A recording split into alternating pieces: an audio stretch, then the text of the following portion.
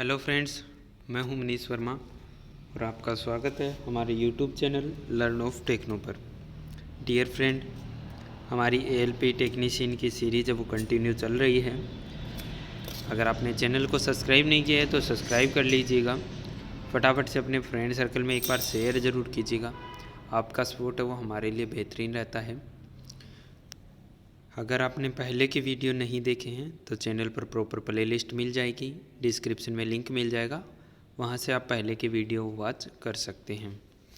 चलिए आज की क्लास शुरू करते हैं। फर्स्ट क्वेश्चन है हमारा, वी बेल्ट का अंतर्निहित यानी कि इंक्लाइंडेड एंगल प्राय 30 डिग्री से 40 डिग्री तक होता है।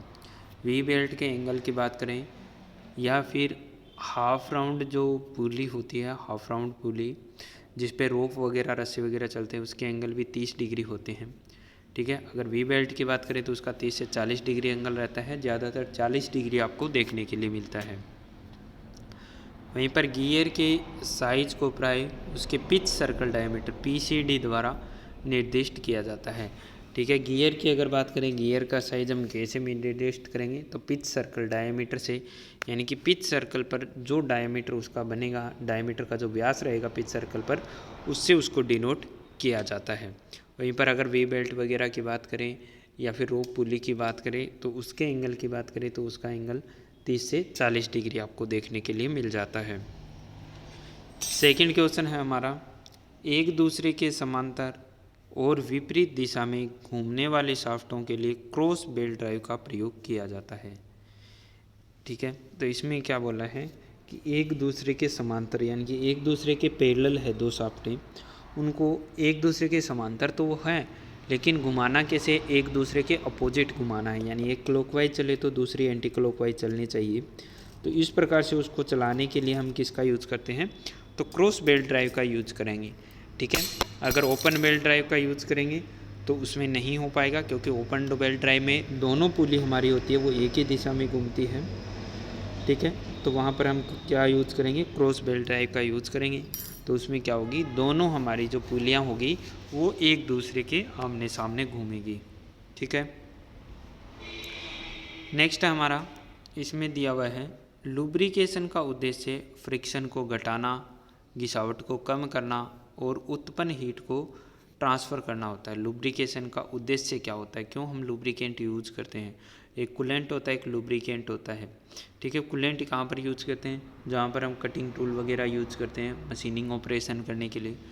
लुब्रिकेंट का यूज़ होता है घर्षण को कम करने के लिए, घिसावट को कम करने के लिए। ठीक है, और उसके बीच में जो मेटिंग पार्ट्स हैं उनके बीच में चलने से, घर्षण करने से उसमें जो हीट उत्पन्न होती है, जो ऊष्मा उत्पन्न होती है, उसको कम करने के लिए या उसको ट्रांसफ़र करने के लिए लुब्रिकेंट का यूज किया जाता है। नेक्स्ट है, एक गियर के दांत के पिच सर्कल से दांत के टॉप तक के रेडियल दूरी को अडेंडम कहते हैं।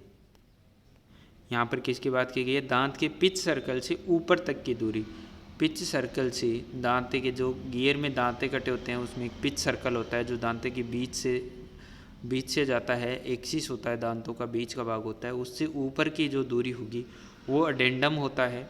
और उसके जो नीचे की दूरी होती है, पिच सर्कल से नीचे की दूरी होती है, वो क्या होता है, डिडेंडम कहलाता है। ठीक है, यानी पिच सर्कल से ऊपर की जो दूरी बच जाती है वो अडेंडम होती है, पिच सर्कल से नीचे की जो दूरी बच जाती है उसको डिडेंडम बोला जाता है। नेक्स्ट क्वेश्चन है, जिग और फिक्सर का प्रयोग करने से वी लोकेटर का प्रयोग कार्य की क्लैंपिंग के साथ साथ लोकेटिंग करने के लिए किया जाता है, जबकि उसके फेसिंग है वो 30 डिग्री पर तिरछे बने होते हैं। जिग और फिक्सर का यूज़ जब हम करते हैं तो वहाँ पर वी लोकेटर का यूज़ करते हैं। ठीक है, तो वी लोकेटर का यूज क्यों करते हैं, तो उससे क्या होता है कि कोई भी हमारा पार्ट है, कोई वर्क पीस है, तो वो अपने आप सेंटर में आ जाता है। सेल्फ सेंटरिंग के लिए वी लोकेटर का यूज करते हैं। तो इसमें बात कर रहे हैं, वी लोकेटर का प्रयोग कार्य की क्लैंपिंग के साथ साथ लोकेटिंग करने के लिए किया जाता है, जबकि उसके फेसेज है वो 30 डिग्री पर एंगल पर बने हुए होते हैं। यानी कि उनको जो चैम्फर किया होता है वी शेप में, जब उनको बनाते हैं तो जब उसको चैम्फर करते हैं तो उसको कितना डिग्री एंगल दिया जाता है, 30 डिग्री का एंगल उनको दिया जाता है। नेक्स्ट हमारा, न्यूमेटिक सिस्टम सेंसर सर्वर का उद्देश्य फीडबैक करना है। न्यूमेटिक सिस्टम, एक होता है हाइड्रोलिक सिस्टम, एक होता है न्यूमेटिक सिस्टम। न्यूमेटिक सिस्टम में क्या होता है, जैसे हाइड्रोलिक सिस्टम में हम ऑयल का यूज करते हैं, वहीं पर न्यूमेटिक सिस्टम की अगर मैं बात करूं तो न्यूमेटिक सिस्टम में हम एयर का यूज करते हैं, हवा का उपयोग करते हैं। तो वो सेंसर सर्वर का उद्देश्य होता है, वो फीडबैक लेना होता है। सेंसर लगे होते हैं हाइड्रोलिक में भी और न्यूमेटिक में भी। ठीक है, नेक्स्ट है एक फ्लूइड की स्टोरेज जगह रिजर्वायर होती है। फ्लूइड की फ्लूइड क्या होता है, फ्लूइड होता है जैसे ऑयल वगैरह होती है, उसको हम स्टोर करते हैं, तो उसकी जो जगह होती है उसको क्या बोलते हैं, रिजर्वायर के नाम से बोलते हैं। जैसे स्टोर रूम होते हैं जहाँ पर हम सामान वगैरह रखते हैं, तो वहीं पर फ्यूल्स वगैरह रखने के लिए जो जगह होती है उसको रिजर्वायर के नाम से जाना जाता है। इम्पोर्टेंट क्वेश्चन है, कई बार एग्जाम में पूछा हुआ है। नेक्स्ट है इलेक्ट्रोप्लेटिंग करते समय डीसी सप्लाई के पॉजिटिव टर्मिनल पोस्ट को कार्य के साथ जोड़ा जाता है। क्या बोला गया है कि इलेक्ट्रोप्लेटिंग करते समय डीसी सप्लाई के पॉजिटिव टर्मिनल पोस्ट को कार्य के साथ में जोड़ा जाता है। इलेक्ट्रोप्लेटिंग क्या होती है, एक कोटिंग होती है। ठीक है, इलेक्ट्रोप्लेटिंग क्या होती है, एक कोटिंग होती है जिसमें क्या होती है कि कोई भी मेटल होती है उस पर दूसरी कोई मेटल की परत चढ़ाई जाती है, ताकि उसमें क्या है कोरोजन रेजिस्टेंस हो सके, कोरोजन उस पर ना आए। ठीक है, जंग वगैरह उस पर ना लग सके, इससे बचाव के लिए क्या की जाती है, इलेक्ट्रोप्लेटिंग की जाती है। तो उसमें ये बोला है कि डीसी सप्लाई है उसको पॉजिटिव टर्मिनल पोस्ट के साथ में जोड़ा जाता है। डीसी सप्लाई अगर वहाँ पर हम दे रहे हैं, डीसी सप्लाई का क्या मतलब होता है, डायरेक्ट करंट। जब अगर वहाँ पर हम दे रहे हैं तो उसको पॉजिटिव टर्मिनल पोस्ट को जो हमारा वर्क पीस है, जो कार्य है, उसके साथ में जोड़ा जाता है, और जो नेगेटिव है उसको किसके साथ में जोड़ा जाएगा, जिसका हमें ऊपर इसमें परत चढ़ानी है, यानी कि इलेक्ट्रोप्लेटिंग के द्वारा जिसकी परत उस पर चढ़ाई जाती है। नेक्स्ट क्वेश्चन में दिया हुआ है रैंक में दांतों की संख्या पिच सर्कल व्यास के अनुपात को डायामीट्रिक पिच कहते हैं। रेक में दांतों की संख्या और पिच सर्कल व्यास के अनुपात को डायामीट्रिकल पिच कहते हैं। ठीक है, यहाँ पर बात की गई है रेक और पिनियन की। रेक पर भी दांत कटे होते हैं, और पिनियन क्या होता है, हमारा एक गियर होता है। जिन दोनों को मेज करके उसके बाद में क्या किया जाता है, रेक और पिनियन का यूज करते हैं, जिसमें क्या है रोटरी मोशन को रेसिप्रोकेटिंग मोशन और रेसिप्रोकेटिंग मोशन को रोटरी मोशन में ट्रांसफर हम आसानी से कर सकते हैं। तो उसी की बात की गई है। उसकी क्या है कि दांतों की संख्या और पिच सर्कल व्यास के अनुसार क्या है उसकी डायमेट्रिकल पिच है वो निकाली जाती है। कि जब ये हमारा एक रेक है, ये एक राउंड पूरा लगाएगा, आगे से पीछे तक पूरी मूवमेंट लेगा और पीछे से आगे तक चल कर आएगा, तो एक इसका राउंड, एक सर्कल कंप्लीट होगा, तब हमारा जो पिनियन है वो कितने चक्कर लगाएगा, उसके लिए क्या फिर हम निकालेंगे, डायमेट्रिकल पिच निकालते हैं। ठीक है, नेक्स्ट है हमारा, इसमें दिया हुआ है जिग और फिक्सर में प्रयोग होने वाले सिलिंड्रिकल जॉब के लिए वी ब्लॉक विशिष्ट लोकेटिंग डिवाइस है। जिग और फिक्सर में जो हम प्रयोग करते हैं सिलिंड्रिकल जॉब के लिए, तो वहाँ पर वी लोकेटर्स यूज करते हैं, वी ब्लॉक लोकेटर। जैसे कि वी ब्लॉक का यूज नॉर्मली क्या होते हैं, कोई गोल रोड है, सिलिंड्रिकल रोड है, कोई सरिया शाफ्ट आदि को क्लैंप करने के लिए यूज करते हैं। तो उसी प्रकार से इसमें बात की गई है कि जिग और फिक्सर में भी अगर हमें कोई सिलिंड्रिकल शाफ्ट वगैरह को, रोड वगैरह को क्लैंप करना है, पकड़ना है, तो वहाँ पर किसका यूज करते हैं, तो वहाँ पर वी ब्लॉक विशिष्ट लोकेटिंग डिवाइस का यूज है वो किया जाता है, ताकि हमारा जो वर्क पीस है वो अपने आप सेंटर में आ सके, उसको हम सेंटर में आसानी से क्लैंप कर सकें। ठीक है, नेक्स्ट इसमें दिया हुआ है कम टेंशन के कारण है वो बेल्ट है वो स्लिप करती है। कम टेंशन का मतलब क्या होता है, खिंचाव। अगर हमारा जो बेल्ट है वो लूज होगा तो बेल्ट में क्या है, स्लिपिंग बढ़ जाएगी, स्लिपेज बढ़ जाएगा। अगर हमारा बेल्ट है वो ढीला चल रहा है तो उसमें क्या होगा, स्लिपेज ज़्यादा होगा। अगर उसमें टेंशन यानी कि खिंचाव ज़्यादा है तो क्या होगा, बेल्ट है वो स्लिप नहीं होगी। ठीक है, इसी के बारे में बताया गया है। नेक्स्ट इसमें दिया हुआ है बराबर व्यासों के रस्सों के दो पीसों को जोड़ने के लिए बाउलिन नोट का प्रयोग किया जाता है। इसका क्या मतलब होता है कि बराबर व्यास के रस्से के दो पीस हैं, ठीक है, एक ही व्यास के दो रस्से हैं, अलग अलग रस्से हैं, तो उसको जोड़ने के लिए हम किसका यूज करते हैं, बाउलिन नोट का यूज किया जाता है। बाउलिन नोट क्या होते हैं, तो ये होती है गांठ का नाम। गांठ को क्या बोलते हैं, नोट बोला जाता है। ठीक है, ये पावर ट्रांसमिशन वाला लेसन है, उसमें हमने डिटेल से इसको पढ़ेंगे, तो वहाँ पर आप देख सकते हैं नोट भी अलग अलग प्रकार की होती है, तो उसका क्या कार्य के अकॉर्डिंग हम इनका यूज करते हैं। नेक्स्ट क्वेश्चन यहाँ पर दिया हुआ है, प्लेट जिग में बेस प्लेट उपलब्ध नहीं होती है। प्लेट जिग में बेस प्लेट जिग नहीं होती है।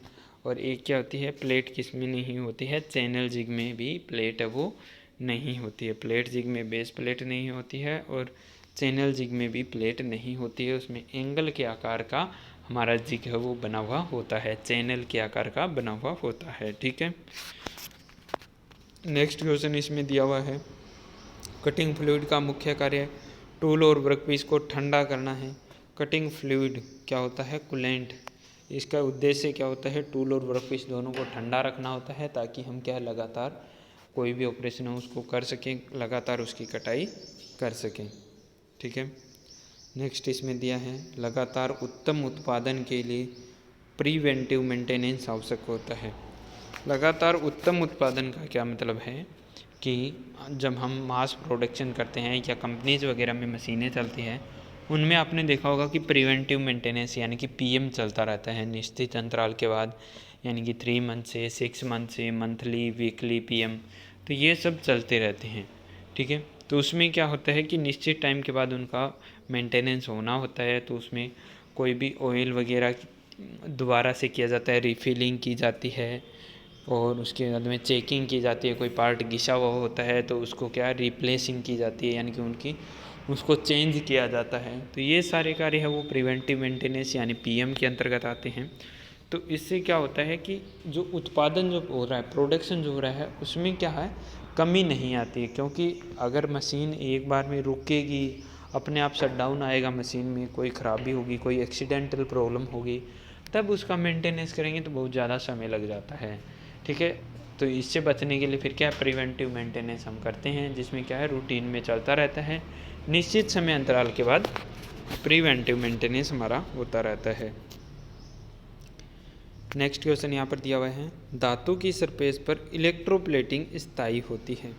इलेक्ट्रोप्लेटिंग जैसे कि मैंने आपको बताया था कि कोई भी सरफेस होती है मेटल की, उसके ऊपर में कोटिंग चढ़ाना, दूसरी कोई चीज़ की परत चढ़ाना क्या कहलाती है, इलेक्ट्रोप्लेटिंग कहलाती है। तो वही इसमें बात कर रहा है कि स्थायी कोटिंग होती है। इलेक्ट्रोप्लेटिंग है वो क्या होती है, धातु की सरफेस पर स्थायी कोटिंग होती है, उसके बाद में उस पर जंग वगैरह वो नहीं लगता है। नेक्स्ट क्वेश्चन में दिया हुआ है, फ्लेंज कपलिंग के लिए 2 फ्लेंजों का प्रयोग 2 शाफ्टों को जोड़ने के लिए किया जाता है। फ्लेंज कपलिंग में 2 फ्लेंजों का प्रयोग है वो 2 शाफ्टों को जोड़ने के लिए करते हैं। एक फ्लेंज को एक शाफ्ट के ऊपर लगाएंगे, दूसरे फ्लेंज को दूसरे शाफ्ट के ऊपर लगाएंगे, उसके बाद में उन दोनों को नट और बोल्ट के द्वारा टाइट कर दिया जाता है, यानी कि कस दिया जाता है। ठीक है, नेक्स्ट है यहाँ पर, केम का प्रयोग तब किया जाता है जब रोटरी मोशन को रेसिप्रोकेटिंग मोशन में बदलना हो।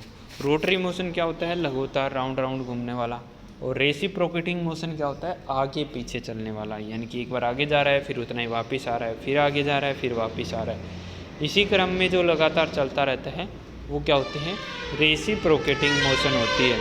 और केम शाफ्ट है वो क्या करती है, रोटरी मोशन को रेसिप्रोकेटिंग मोशन में बदलती है, यानी कि जो लगातार राउंड राउंड घूम रहा है उसको क्या है, आगे पीछे की मूवमेंट देती है। जैसे इंजन में क्या है, पिस्टन चलता है, तो क्रैंक शाफ्ट से केम शाफ्ट के द्वारा चलता है। क्रैंक से क्या होता है, केम शाफ्ट में जाएगा और वो केम शाफ्ट क्या काम करेगी, उसको रोटरी मोशन को रेसिप्रोकेटिंग मोशन में बदलेगी, और इससे क्या होता है, हमारा पिस्टन है वो ऊपर नीचे चलता है। ठीक है, नेक्स्ट यहाँ पर दिया हुआ है, जोकी पुली के कनेक्टिंग हिस्सों की वृद्धि होती है। जोकी पुली के कनेक्टिंग हिस्सों की वृद्धि होती है। तो इसका क्या मतलब होता है, जोकी पुली जैसे हमारा आइडलर गियर होता है वैसे ही जोकी पुली होती है। तो इससे क्या होता है, जोकी पुली के द्वारा कि इसमें कनेक्टिंग हिस्सों की वृद्धि होनी है, यानी कि जोकी पुली जब हम लगाएंगे तो वो वहाँ पर क्या होगा कि जो बेल्ट का जो टचिंग पॉइंट है वो बढ़ जाएगा। बेल्ट है वो पुली के साथ में क्या करेगा, ज़्यादा देर तक उसके साथ में जुड़ा रहेगा, कनेक्टिविटी उसकी बढ़ जाएगी पुली के साथ में। जोकी पुली कहाँ पर लगाते हैं? जहाँ पर हमारी बेल्ट है वो लूज हो, वहाँ पर जोकी पुली ये यूज़ करते हैं। या फिर पुली और शाफ्ट के बीच में कनेक्टिविटी कम हो तो वहाँ पर एक और जोकी पुली लगाएंगे, जिससे क्या कनेक्टिविटी बढ़ जाएगी, उससे हमारी स्लीपेज होने की संभावना है वो कम हो जाती है, इसलिए जोकी पुली का यूज़ किया जाता है। नेक्स्ट इसमें दिया हुआ है, पुली के फेस को चौड़ाई में थोड़ा सा उत्तल बनाने को क्राउनिंग कहते हैं। पुली के फेस है उसको हमने देखा होगा कि बीच में से थोड़ा सा उभरा हुआ होता है यानी कि उत्तल बनाया जाता है। तो वो क्यों बनाया जाता है? उसको क्राउनिंग बोला जाता है। तो उसका बनाने का रीज़न क्या है कि पुली का बीच का भाग वो थोड़ा सा ऊपर इसलिए बनाते हैं ताकि जब बेल्ट हम चलाएं, पुली पर बेल्ट को चलाएं तो वो अपने आप क्या चले, बीच में चले। इसके लिए क्या उसमें थोड़ी सी क्राउनिंग दी जाती है, कन्वेक्सिटी दी जाती है, जिसको क्राउनिंग बोला जाता है। यानी बीच का भाग है वो, प्लेन पुली अगर होगी हमारी तो उसका बीच का भाग है वो थोड़ा सा उभरा हुआ दिया जाता है।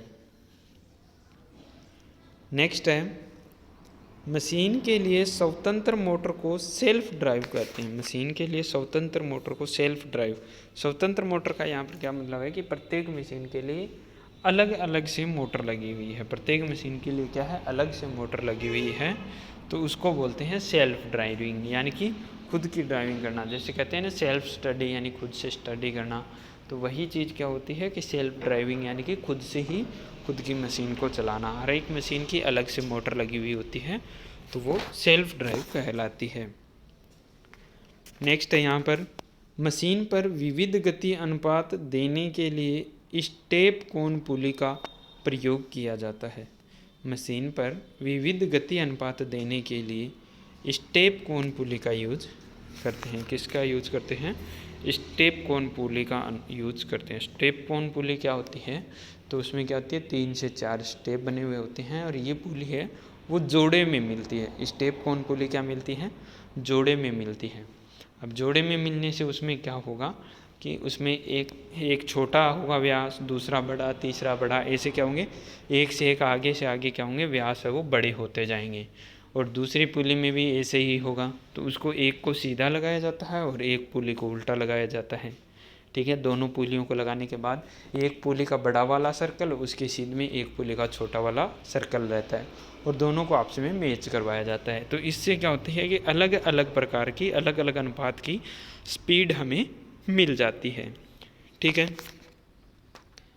नेक्स्ट क्या दिया हुआ है, वी बेल्ट ड्राइव में स्लीपेज के दोष से बचा जा सकता है। वी बेल्ट ड्राइव में स्लीपेज के दोष से क्यों बचा जा सकता है? जो हमारा फ्लैट बेल्ट ड्राइव होती है उसमें स्लिपेज ज़्यादा होती है क्योंकि उसका जो कॉन्टैक्ट एरिया होता है वो कम होता है। लेकिन वी बेल्ट ड्राइव में क्या होता है कि पुली के ऊपर वी ग्रू कटा होता है और उस वी ग्रू के अंदर बेल्ट है वो चिपक कर चलता है। तो उसके अंदर जब चिपक कर चलता है तो 3 साइडों से क्या मिलती है, ग्रिपिंग मिलती है। 3 साइडों से उसको क्या मिलती है, ग्रिपिंग मिलती है, यानी कि कॉन्टैक्ट एरिया उसका बढ़ जाता है। वी बेल्ट का हमारा क्या है, कॉन्टैक्ट एरिया है वो बढ़ जाता है। इस वजह से क्या होती है कि वी बेल्ट में क्या है, स्लिपेज है वो बहुत ही कम देखने के लिए हमें मिलती है। ठीक है, नेक्स्ट है यहाँ पर गियर के पिच सर्कल के दांते की क्या दिया है, पिच सर्कल के दांते की ऊंचाई को अडेंडम कहते हैं। ये तो हमने पहले ही क्लियर किया था कि पिच सर्कल से जो ऊपर का जो दांता होता है उसको अडेंडम और पिच सर्कल से नीचे जो बचा हुआ दांता होता है उसको डिडेंडम बोला जाता है। ठीक है, नेक्स्ट है सेमी लिक्विड लुब्रिकेंट का एक अच्छा उदाहरण ग्रीस है। Very very most important question है, बहुत बार एग्जाम में बनता है, बहुत बार एग्जाम में बनता है कि सेमी लिक्विड जो लुब्रिकेंट होता है उसका अच्छा एग्जाम्पल क्या होता है, ग्रीस होता है। ग्रीस ना तो ठोस होता है और ना ही द्रव होता है। ठीक है, ना ही ठोस होता है ना ही क्या होता है, द्रव होता है। ये क्या होता है, लिक्विड टाइप में होता है। तो सेमी लिक्विड में क्या होता है कि हमारा क्या आएगा, सॉरी सेमी लिक्विड में आएगा, ये ना तो ठोस होता है और ना ही द्रव होता है, क्या होता है, पेस्ट टाइप में होता है। ठीक है, तो ये सेमी लिक्विड लुब्रिकेंट के अंदर आता है। सबसे बेस्ट क्वेश्चन है, very very most important question है, बहुत बार एग्जाम में आया हुआ है। ठीक है डियर फ्रेंड, तो आज की वीडियो में बस इतना ही। वीडियो अगर आपने एंड तक वॉच किया है तो चैनल को सब्सक्राइब कीजिएगा, वीडियो को लाइक ज़रूर कीजिएगा और कमेंट करना ना भूलें। आज के लिए बस इतना ही। Wish you all the best. जय हिंद, जय भारत।